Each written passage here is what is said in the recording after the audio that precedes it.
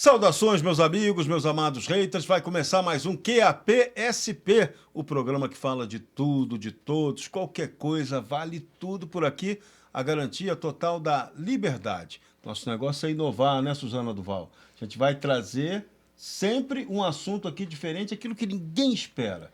Um assunto diferente. Só entrevistamos um cidadão de 93 anos e estamos com a promessa de entrevistar agora um de 103 anos. Aguardem, né, que será um dos nossos próximos programas. Mas hoje a gente vai entrevistar uma mãe e o filho dela.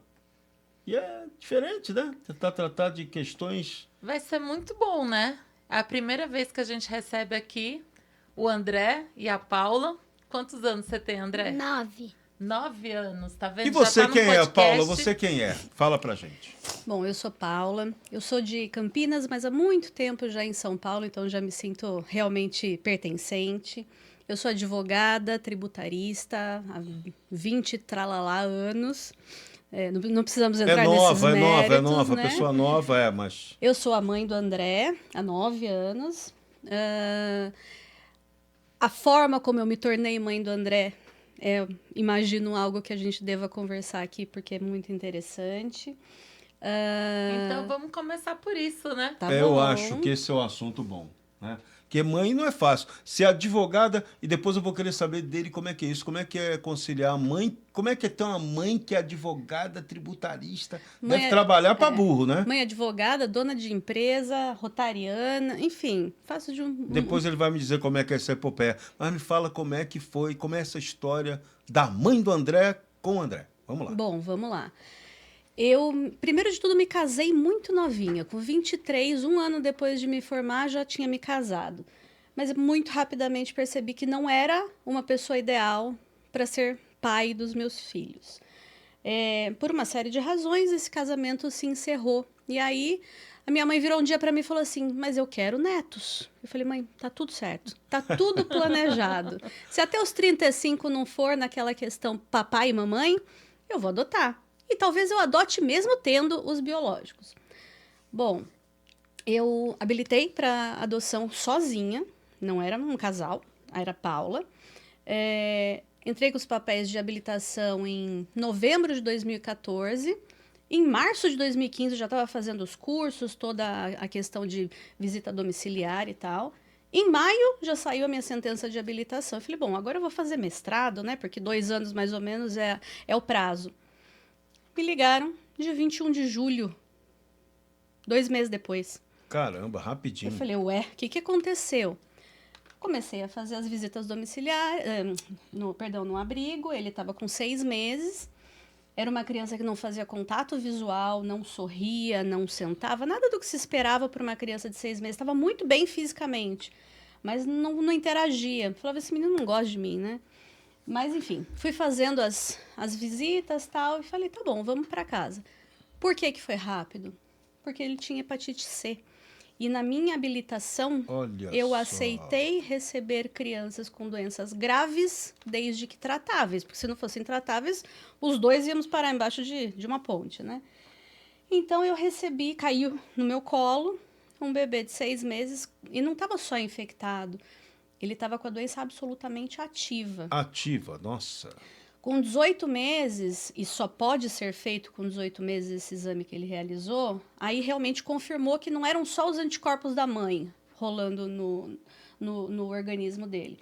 Ele estava, como eu disse, não só infectado, mas com uma doença ativa e uma contagem viral de 18 milhões, sendo que um adulto entra na fila de transplante de fígado com 12. Sim, as hepatites, essa hepatite é altíssima. Altíssima. Eu tive hepatite quando tive 10 anos de idade. A minha hepatite teve um índice também que era fora do comum, totalmente fora do controle. É isso. Mas a sua provavelmente era A. Sim, né? hepatite A. Tanto que depois não deu nada. Tratável, Hoje eu posso enfim. tomar até cachaça que não tem problema. Exatamente. E no caso dele, ele tinha feito todos os exames, ele não tinha nenhuma das outras doenças. Muito provavelmente ele não pegou nem mesmo na transmissão umbilical, foi muito provavelmente no nascimento. Caramba. Porque a mãe biológica chegou no hospital, não avisou que tinha hepatite, talvez sequer soubesse, e aí fizeram um parto normal, se talvez tivessem feito uma cesariana, no caso Com dele, os procedimentos que tem que talvez ele não seguir, talvez não tivesse sido tivesse. infectado. Enfim, com 18 milhões, eu tive que escutar, né? Com 6 meses e 18 milhões de carga viral, tive que escutar a primeira vez que eu estava perdendo meu filho, que meu filho iria morrer. E naquele momento você, mãe, sozinha. Sozinha. Não tinha marido, não tinha Não. ninguém. Caramba. E sua família mora em Campinas. Minha família Você é mora em sozinha Campinas. totalmente aqui em São Paulo. Exatamente. Antes do André chegar, naquele meados de 2015, a minha avó tinha falecido, que era a pessoa que eu mais amava no mundo, e com quem eu morava, tinha falecido 2 meses antes. Caramba. Então, eu tive que escutar ele, né, com seus 18 meses, você está perdendo seu filho. E a minha resposta para a médica, que é a melhor médica e patologista pediátrica do Brasil, Como é o nome dela? doutora Gilda Porta. Eu virei para ela e falei, só sobre o meu cadáver. Caramba, legal. Esta foi a frase que eu disse. Uma frase de mãe. Exato. Mãe mesmo, Daquela mãe que vê um acidente, levanta um carro Exatamente. para salvar o filho. E eu vou dizer que, eu não sei nem se eu poderia fazer esse tipo de comentário aqui, mas eu não acreditava em Deus. Ainda assim, eu fiz tudo o que esteve ao meu alcance. Levei para fazer cirurgia espiritual, levei para bênção, mudei a alimentação. Não me importava qual era a natureza da atividade. Tudo que me foi sugerido fazer, não importava a natureza, foi feito. 3 meses depois ele fez um exame, ele estava com uma carga viral de 400 mil. Foi Nossa. coincidência? Não sei. Ô, Bom, continuamos fazendo todas as coletas de Foi 3 em 3 meses. coincidência ou foi Deus, né? Não sabemos. Hoje eu acredito, mas na época não existia essa crença. Enfim, fomos de 3 em 3 meses fazendo os controles. Aos 7 anos, hoje ele está com 9, aos 7 anos eu escutei da mesma médica. Seu filho está morrendo, e desta vez com carga viral de 25 milhões. Nossa. Mais do que o dobro do que um adulto precisa para entrar na fila de transplante. E por que até então ele não tinha sido tratado? Porque o protocolo de tratamento era naquela faixa etária você tem um remédio que te dá 50% de chance de cura e tem efeitos colaterais de uma quimioterapia. Quer dizer, não fez o menor sentido dar esse tipo de tratamento. Sendo que o tratamento que tem 99% de cura e nenhum efeito colateral só se dava acima de 12 anos. Caramba, depois que a pessoa morre. Ele estava com 7. Já era, E ela virou para mim e falou assim, Impressionante. você não é advogada? Se eu fosse você, eu entrava na justiça para ter o medicamento. Eu falei, doutora, eu sou advogada, mas modéstia à parte, ao contrário de muitos, eu sou uma boa advogada. Eu ainda não tenho uma ação, eu vou construir a minha ação. Todos os exames que ele tinha feito ao longo de 9 anos, 7 no caso, anos de vida, de 3 em 3 meses, peguei todos os resultados, eu planilhei linha a linha. Sabe aqueles hemogramas gigantescos? Linha a linha, dentro da planilha, o macro para o resultado dos exames.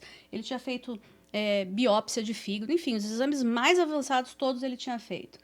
Eu redigi o relatório médico. Falei, doutor, é isto aqui que eu preciso que você assine, porque fazia referência aos dados das planilhas.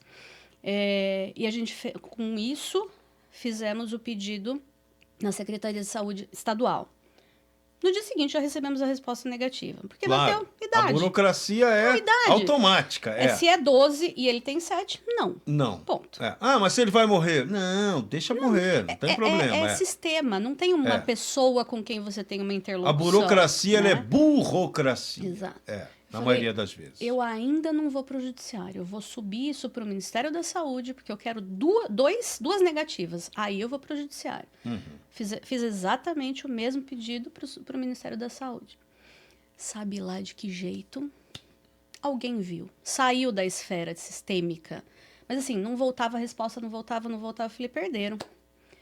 Quando voltou, umas 2 semanas depois, não veio o não que eu estava esperando. Veio o sim. Que bom. Eu consegui convencer. E outra coisa que eu coloquei. Eu me responsabilizo se a morte dele for decorrente da utilização do remédio. Porque ele já estava morrendo. Eu ia perder, de qualquer maneira. Então, usem o meu filho como cobaia para mostrar que o medicamento é efetivo e seguro. É um medicamento E brasileiro? salva a Era vida daqui, dele, né? estrangeiro? Não, O que é era o estrangeiro. medicamento? Ele se Estrangeiro. chama Epiclusa. Muito caro, diferente? O que que se... Não existe a possibilidade de compra no Brasil. Ah, Só não. é Aham. fornecido pelo SUS. Porque Tá, se só tivesse pelo possibilidade SUS. de comprar, eu tinha comprado. É, Não era pois é. este o Uhum. problema, né? Mas não existia a possibilidade de.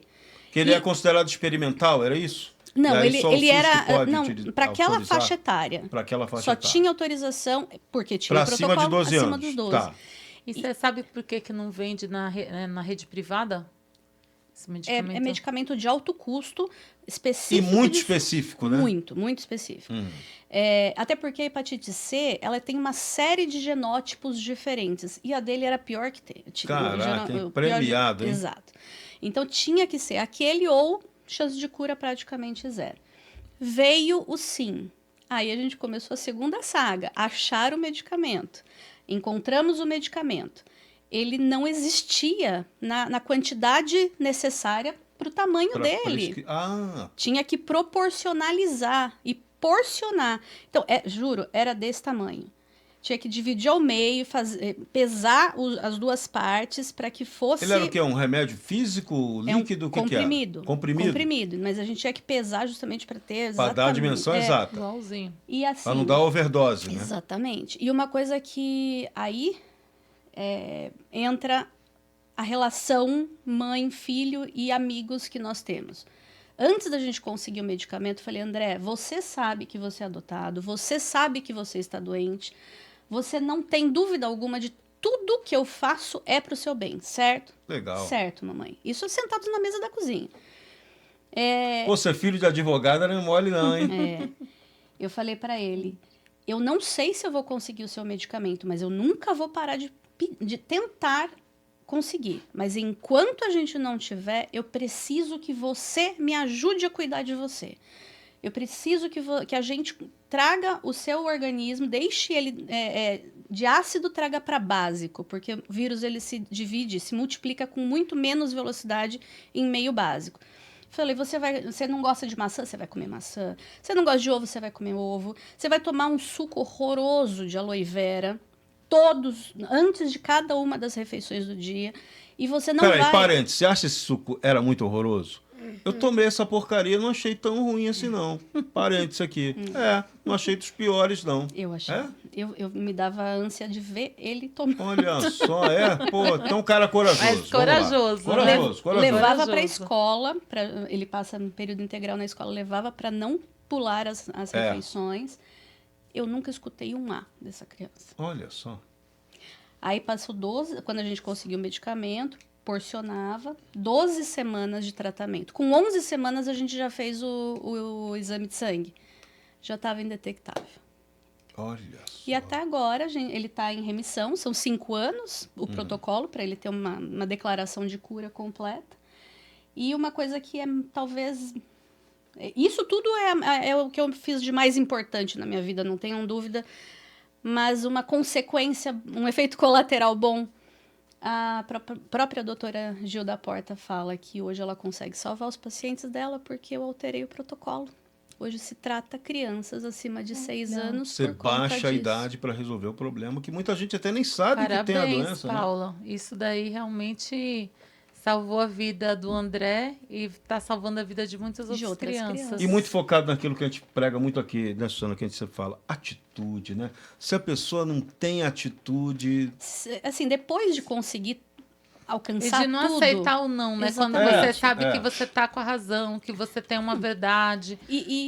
A médica falava, mãe, não tem nada que você possa fazer, porque não é alimentar. Eu falei, mas não é possível que eu não possa fazer nada. Então, assim, abolir a gordura de dentro de casa. Eu falei, bom, é fígado. Alguma coisa vai melhorar. E aí, enfim, depois de um tempo, o Flávio entrou na nossa vida. Hoje Isso meu é legal, marido, isso é importante contar. Hoje é pai você dele. conseguiu primeiro um filho, depois você arrumou um marido, né? Exato. A ordem natural das coisas, né? Ela deu só uma invertidazinha, né? Exatamente. O que é melhor também, né? Porque às vezes você arruma um marido ruim que não vale a pena, né? Você arrumou um filho legal e o outro marido legal depois. A outra opção boa também. Exato. E outra coisa, ele já recebeu o pacote completo. Então, ele já sabia que teria que lidar com essa situação. Mãe e filho juntos. Que legal. E aí, hoje ele é absolutamente pai do André. Com E quantos anos? acompanhei. Com quantos anos o teu pai chegou para você? Você tinha quantos anos quando seu pai 6. chegou? 6? Legal, então já tem pai há 3 anos. Que maneiro, hein? Que maneiro. Sabe por que que eu digo que isso é maneiro? Porque você vai ficar até triste que eu vou te contar agora. Eu perdi o meu pai quando eu tinha 10 anos de idade. E perdi a minha mãe quando eu tinha 14 anos de idade. Então, você ganhar um pai malandro, isso aí não tem preço. É muito bom. É muito bom. Agradeço a Deus que esse foi um presentão. E é legal, né? Bacana isso. Agora, como é que é? Como é que é a tua vida normal? Como é que foi isso? Você agora, depois que começou a ter o tratamento, melhorou, como é que ficou a tua vida? Passou a fazer esporte, fazer tudo, se alimentar? Como é que você se alimenta? Você tem que ter um cuidado de alimentação, né? Você ainda segue, né? Qual é a ruindade? Quais são as coisas ruins que você come? Melancia é ruim. Goiaba. Tem que comer isso? Faz bem pro... Não. Não, não pode. Isso nada você pode comer. Não, eu não gosto de goiaba nem de melancia. Então tá salvo. Mas não você come nada come disso. ou não precisa comer? Não precisa. Não. E o Não que você precisa. pode comer? O que você gosta?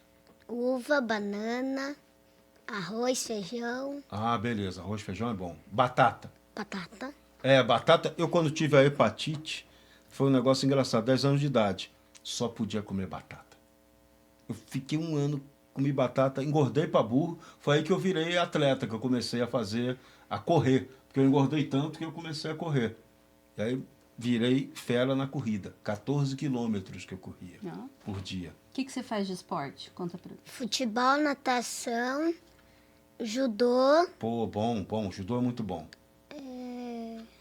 E um detalhe importante, quando a doença voltou a ficar num estágio muito agudo, ao longo de, 2 anos, talvez um pouquinho mais, ele não cresceu 1 centímetro, porque literalmente toda a energia corporal Tomava estava pra ali, né? concentrada em tentar combater a Combater a infecção. infecção no sistema Assim que ele se imunológico. tratou, nos últimos 2 anos, ele já aumentou quase 20 Não, ele centímetros. desenvolveu. Ele tá com 9 anos de idade, tá com uma altura normal para Normal, criança de 9 anos de exatamente. idade. Exatamente. Pô, legal, maneiro. Não, e fazendo esse treinamento todo aí que você faz, bom demais. Pô. Qual desses esportes você gosta mais? Futebol. Futebol? Joga bem? É bom? Torce por que time? São Paulo. São Paulo. Ah, tá comigo, Serrão, tá vendo?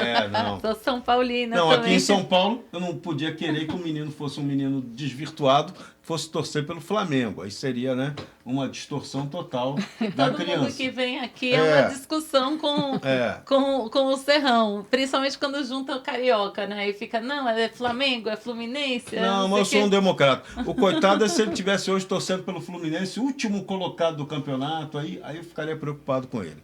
Mas vendo? o Mas tricolor dele tá bem, tá ganhando Tá bem. alguns jogos, Nosso tá bom. tricolor. Tá Mas bom. o avô tentou fazer ele ser Fortaleza, coitadinho. Olha, também é tricolor, também tava tudo certo, pô. Fortaleza é um time, aliás, é um clube que está crescendo, se desenvolvendo, é legal também, bacana.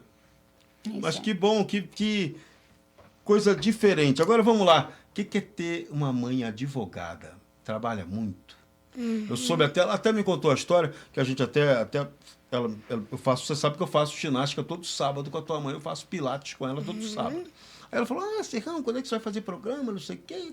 Eu queria levar meu filho lá para conhecer. Eu falei, leva, vamos lá. Só que eu já estava mal intencionado. Quando ela falou que ia levar o filho, eu falei, não, leva o filho, pode trazer o filho, que vai ser legal, o garoto vai ter uma experiência diferente, que ele nunca teve na vida dele. Já estava com a minha má intenção articulada, né? Eu queria que ela contasse uma história diferente para mim. E aí ela falou, não, vamos lá. E combinamos e viemos. Mas a minha curiosidade maior ela falou, não, que o André vai entrar de férias, ele precisa arrumar coisa para ele fazer, porque você sabe, eu sou muito ocupada, acabo não dando tanta atenção. Como é que é isso? Como é que é esse troço de ter mãe ocupada? É brabo? Uhum. Pode fazer reclamação. O microfone está aberto para Tá você tudo reclamar. certo. Pode reclamar. Liberado. Autorizado. Ela passa muito tempo trabalhando, aí a gente não... Eu e o papai, a gente não consegue passar nenhum segundo com ela. Só na hora de comer e na hora de dormir. Ah, então tá bom, mas tem que fazer, tem que E cobrar, no né? final de semana? No final de semana ela trabalha também. Ela trabalha também. E ainda faz. Não, ela começa o final de semana dela, ela começa fazendo ginástica com o Serrão de manhã cedo. Aí é sacanagem, né? Então é mais um. Você tem que ir lá fazer a ginástica com a gente também, pô. Mas a maneira que eu lido com isso, como eu disse no início, eu sou rotariana. Então, há mais de 20 anos faço muito trabalho voluntário. Eu trouxe os dois, pai e filho, para dentro do Rotary, né? Flávio hoje também Legal. é rotariano. E o André é do Rotary Kids. Então, a gente faz os legal. nossos projetos voluntários. Eu tô entrando bom. pro Rotary também. Qual clube? A minha família foi toda de rotariano. Meu avô, minha mãe foi presidente de Rotary também. Passei a vida indo no Rotary. Tô entrando pro Campo de Marte. Ah, que legal. Eu sou do Cambuci. E a gente faz muito trabalho voluntário. Fala dessa experiência de trabalho voluntário, que eu acho que é uma coisa também que é super importante. Você é advogada tributarista, um trabalho danado, pesado. Ainda tem que cuidar desse artista aí, que também não é moleza ser mãe. Mas esse trabalho do voluntariado é uma coisa muito importante no Brasil, que a gente tem que incentivar mais gente a embarcar nessa. Conta aí da sua experiência, sua vivência. Bom, eu a vida inteira sempre fiz trabalho voluntário, mesmo quando criança, aquela coisa de as bonecas que a gente já não brincava mais, minha mãe lavava as roupas, a gente penteava os cabelos, isso em Campinas, e a gente ia, na época do Natal, doar para as crianças do Centro Boldrini, e eram as crianças que estavam internadas com câncer. Quando eu vim para São Paulo, já formada, eu fui indicada para participar de um processo seletivo da Fundação Rotária, que é o braço...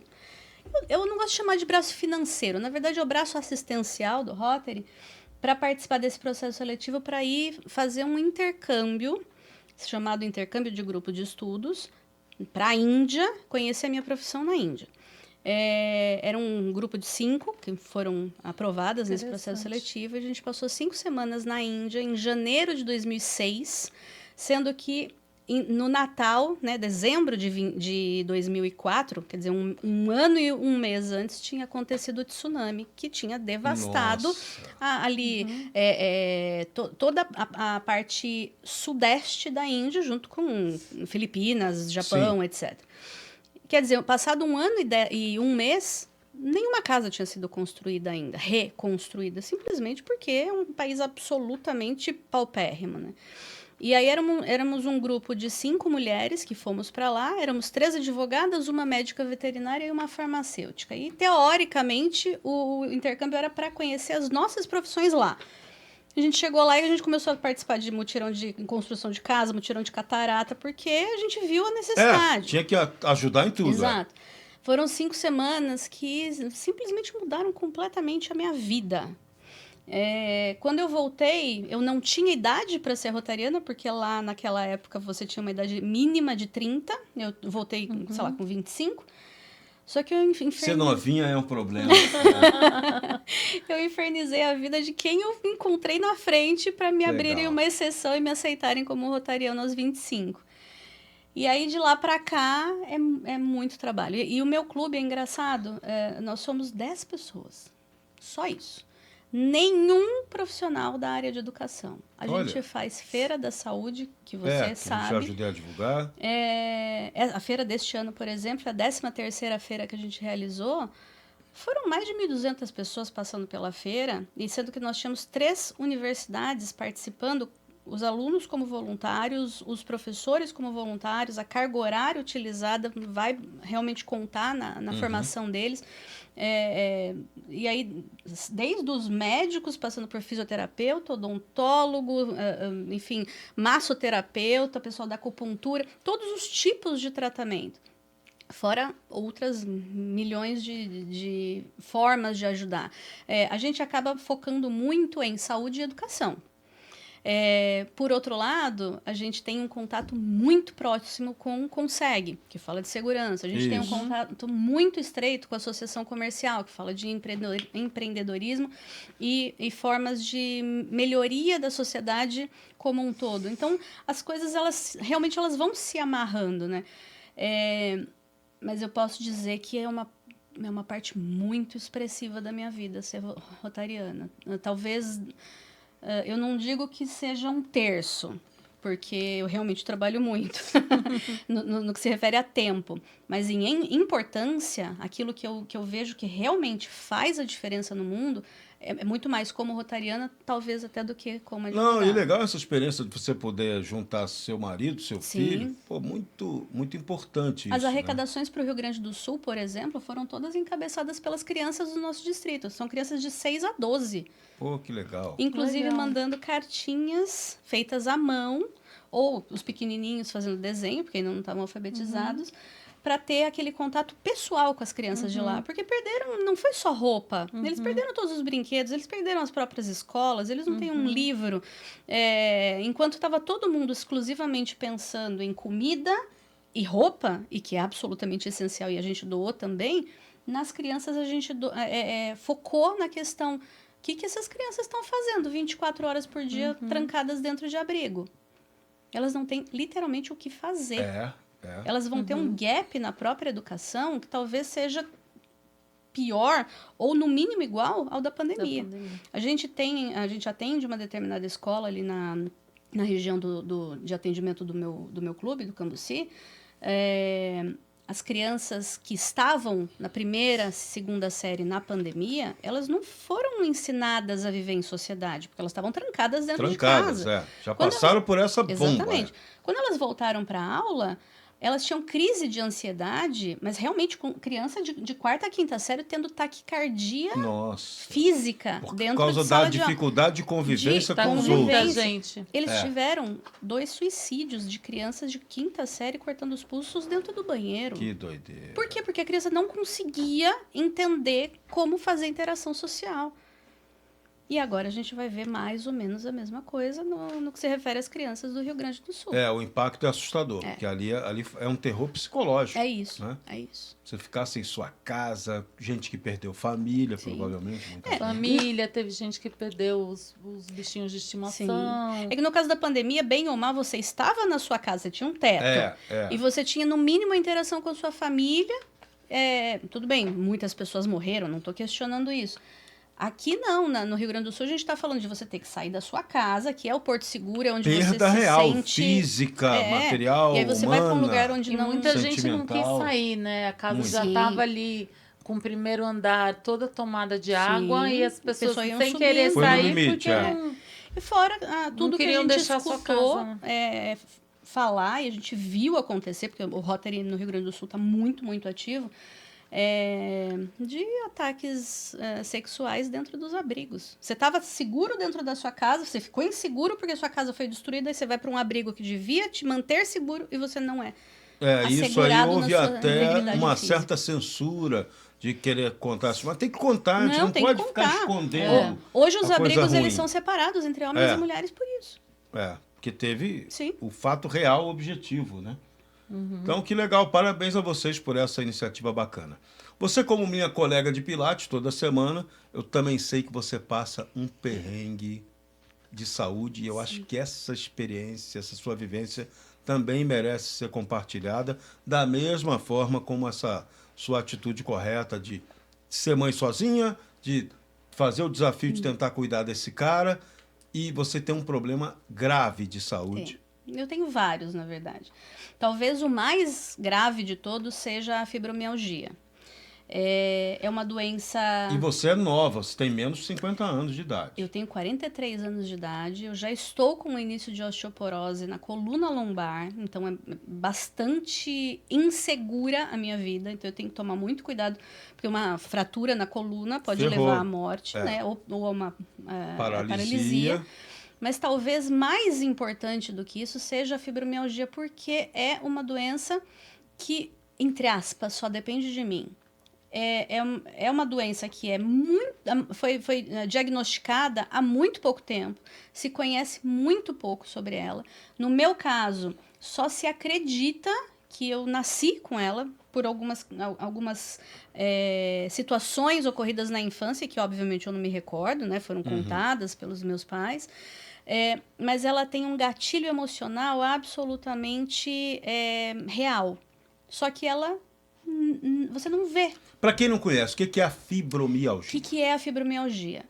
É um desequilíbrio físico, a doença é física, são dores absolutamente incontroláveis. Elas é aquela coisa, eu machuquei o ombro, eu tenho dor hoje no ombro, amanhã no ombro, depois no ombro. Não. Na fibromialgia, quando eu entro em crise, eu tenho uma dor no ombro, uma dor no joelho, uma dor no pé, uma dor de cabeça. Ela vai evoluindo, né? Assustadoramente. É assustador. Né? Assim, começa pequenininho e ela vai tomando conta do seu corpo ao ponto de você, assim, eu tenho muita dor no diafragma. Eu tenho muita dificuldade para respirar nas minhas crises de dor. Ao ponto de ter que me deslocar ao hospital para tomar morfina para voltar a respirar. Porque é literalmente parar de respirar por dor. Os gatilhos são, como eu disse, emocionais, estresse, mais do que qualquer coisa. E advogada tributarista é fácil não ter estresse, né? Tranquilo. E o que eu tomo de cuidado é justamente a manutenção do exercício físico, é absolutamente essencial o exercício físico, e tentar fazer com que esses gatilhos não aconteçam. Então, quando eu percebo que eu estou aumentando o meu grau de estresse, não importa o que eu esteja fazendo e onde eu estiver, eu vou parar de fazer aquilo que estiver acontecendo. Então, eu vou dar um exemplo extremo. Vamos supor que eu esteja no meio de uma sustentação oral. Eu comecei a sentir que aquilo está me desregulando. Nunca aconteceu, mas se acontecesse, eu pararia a sustentação oral. Você já criou seu protocolo para o Mas BO. mesmo você parando, o estresse já não tá lá? O estresse tá lá. Você consegue parar o estresse? Porque eu tenho alguns estresses também, mas eu não consigo, assim... Mesmo se eu parar o que eu tô fazendo, meu estresse vai continuar. Então, mas é que você não piora a situação. Você não vai conseguir regredir, mas você para de dar o estímulo do estresse. Você para de regá-lo, né? Tem horas que não tem o que fazer. Por exemplo, quando ele ficou muito doente, não teve o que fazer. Eu entrei numa crise que eu passei 4 meses sem andar. Depois, né, a hora que as coisas foram entrando nos eixos, com muita fisioterapia, voltei a andar e tudo mais. E o tratamento é multidisciplinar? O tratamento é faz um tratamento também psicológico, saúde mental? É terapia. Na verdade, eu comecei a terapia quando eu adotei o André. A doutora Ana Paula, que foi a juíza do Fórum Jabaquara, que é a responsável pela adoção dele, ela exige de todos os adotantes que participem ou de grupos de adoção, são grupos de terapia para conversar, enfim, sobre os problemas relacionados à adoção, ou que faça terapia particular. Então, desde 2015, quando eu adotei o André, eu já fazia terapia. E aí, quando eu realmente fui diagnosticada com a fibromialgia, porque eu tinha muita dor, mas era aleatório, não tinha um diagnóstico, porque é muito difícil de chegar nesse diagnóstico. Quando eu cheguei, finalmente, num ortopedista, ele olhou pra mim e falou, o que você tá sentindo? Então, eu tô com dor de cabeça, eu tô com dor no pescoço, dor no ombro, dor isso, dor... Em 10 lugares diferentes, ele falou, você vai fazer esses exames, mas você não vai voltar aqui. Eu falei, então, pra que eu vou fazer exame? Você vai pegar os resultados, você vai levar num reumatologista, porque você não tem problema de ortopedia, você tem problema de reumatologia. E aí foram fazer... Eles têm alguns exames de sangue, que tem uma série de marcadores que aí mostram realmente esse problema reumatológico, mas... Então, ele não é a fibromialgia não é uma doença mental. Ela tem gatilho mental. Que mas vão provocando, agravando, fazendo ela se manifestar. Exatamente. E uma das grandes questões que mais recentemente se identificou é que a enxaqueca está muito vinculada com a fibromialgia.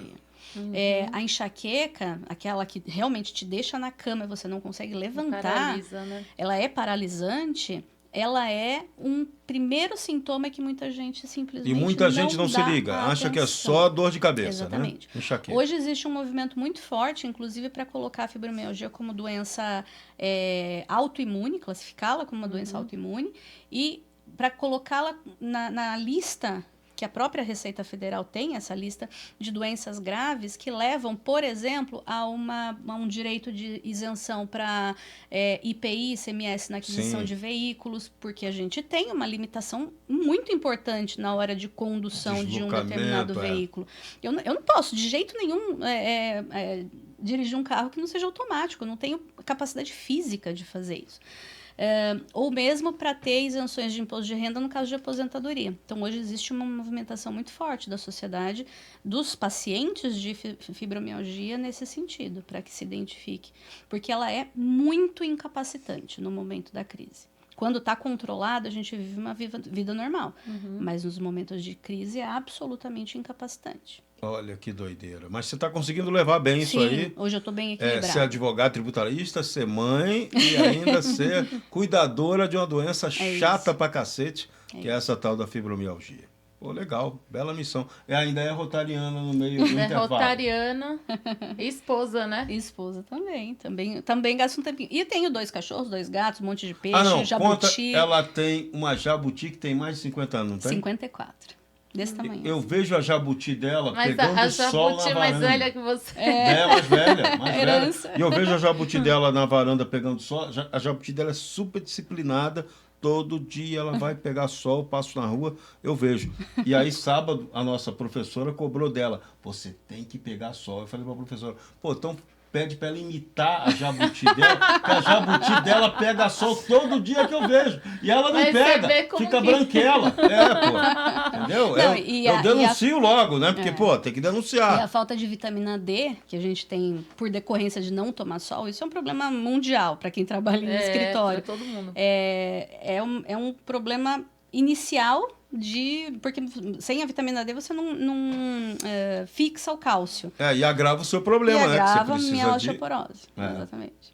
Então... Se seguisse a jabuti, né? Podia estar melhor. E tem que viver igual a jabuti, que a jabuti tá lá vida longa e próspera. Às vezes falta a gente imitar os animais, né? Porque nós perdemos um pouco nossos sentidos aí com a vida moderna, mas os bichos sabem o que tem que ser feito. Não, a jabuti dela é impressionante. Eu observo, que eu passo às vezes no mesmo horário. Ela é automática, ela fica no sol mesmo, no pedacinho, ela fica seguindo onde está o sol, na garagem da casa dela, eu vejo. Por isso que ela tá aí com Sabedoria 54 anos, bem. Exatamente. Então você tem que seguir o bicho, pega o sol, como a professora mandou, né? É isso aí. Legal, gente. Então, uma alegria. Lembrar o seguinte, esse nosso programa ele é apresentado diretamente da poderosa Maxi Arena, né? Isso aqui é a Disneylândia dos gamers, né? Um negócio fabuloso, que a gente tem a honra de apresentar o nosso programa daqui. E hoje o André conheceu. O que você achou dessa Maxi Arena? Legal. Muito legal, né? Você já tinha visto um lugar assim tão grande para games, para essas coisas? Você joga? Gosta de game também? É bom nisso? Sim.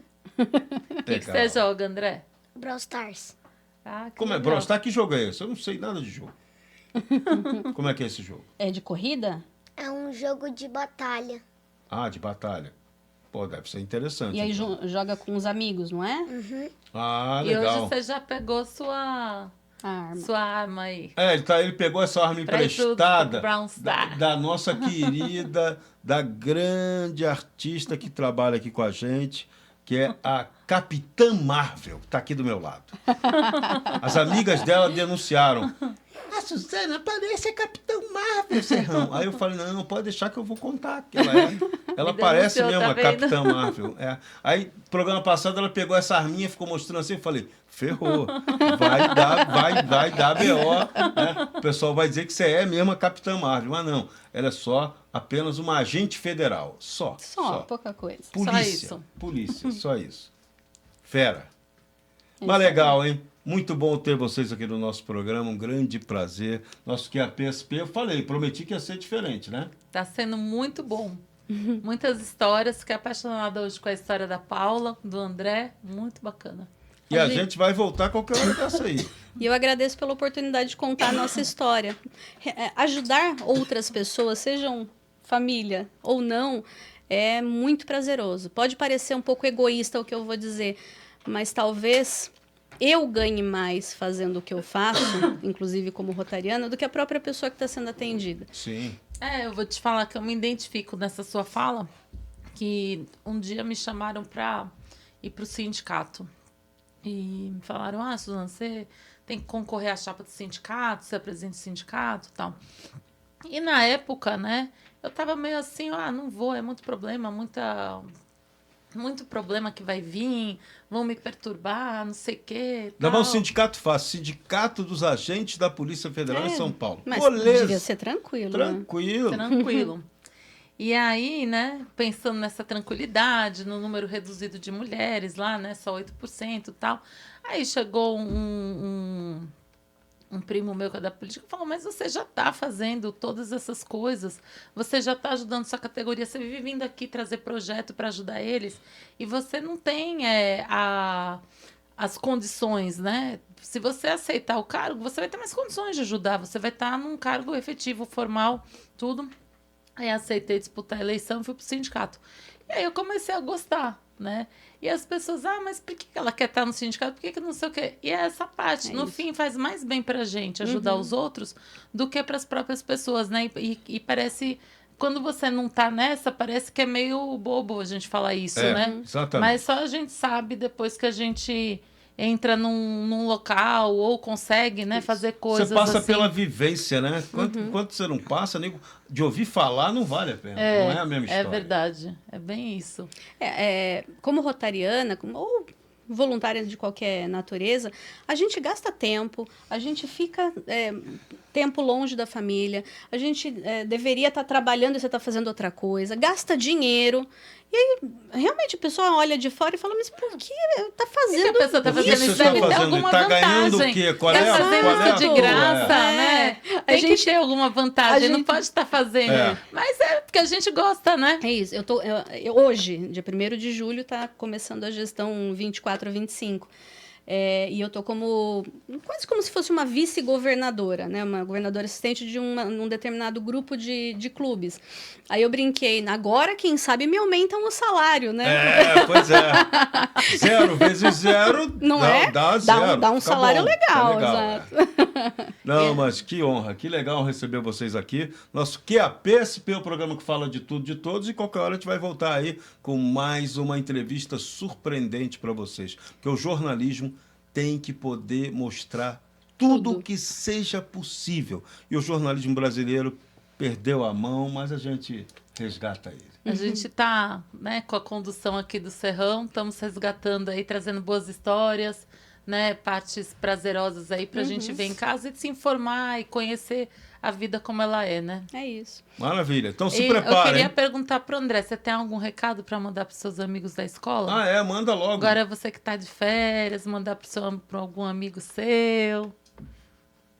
Pode falar. Fala para eles aproveitarem, que logo, logo vocês vão se ver. Aproveitar as férias, que daqui a pouco vocês vão estar juntos de novo na escola? Fala. Deu vergonha? Ele ficou tímido, mas já digo para você o seguinte, a minha dica. Explore a tua mãe nessas férias, obriga, já que ela está de férias também, que vou dar a dica, está em recesso o tal do Poder Judiciário, então o advogado não trabalha nesses dias, nesses 20 dias. Então, arrasta a tua mãe para ralar com você para um monte de atividade, é isso. Recado final, e quem aí é filho de advogada, passa por esse sofrimento, minha solidariedade a vocês. A minha mãe já se foi, eu não sou filho de advogado, mas quem tem mãe, bota a mãe para ralar. Beijo para todo mundo. Qualquer hora a gente volta aqui com mais o QAPSP. Todos um grande abraço. Fiquem com Deus. Até lá. Beijo, pessoal.